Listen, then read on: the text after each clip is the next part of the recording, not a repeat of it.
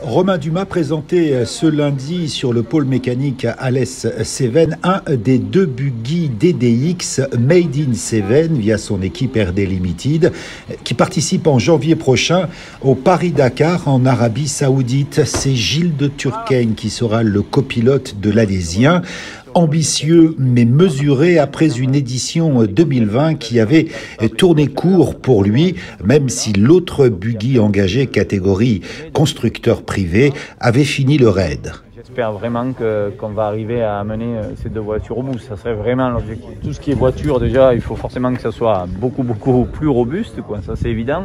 Après, la préparation en elle-même, il faut aller faire des essais dans le sable. Ce que nous, aujourd'hui, à la limite, nous manque.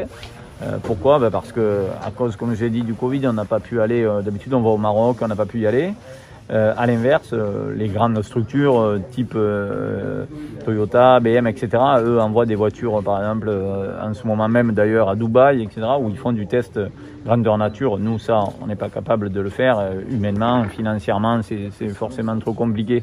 Donc ça, c'est un petit peu ce qui nous manque et c'est pour ça que je pense que la première semaine du Dakar, on va vraiment partir tranquille pour essayer d'aller le plus loin possible pour apprendre, si vous voulez, quoi. Ça serait vraiment l'objectif, quoi.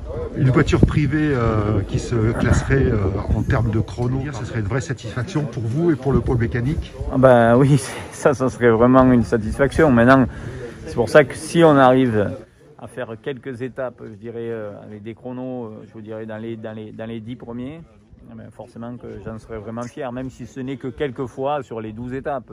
L'objectif, c'est si on arrive à montrer qu'en plus, elle est rapide, ça sera encore mieux. Et encore une fois, vous savez, étant donné qu'on fait qu'une course par an, l'idée, chaque jour passé, il faudra qu'on va prendre de l'expérience en termes de réglage, moi, de confiance aussi.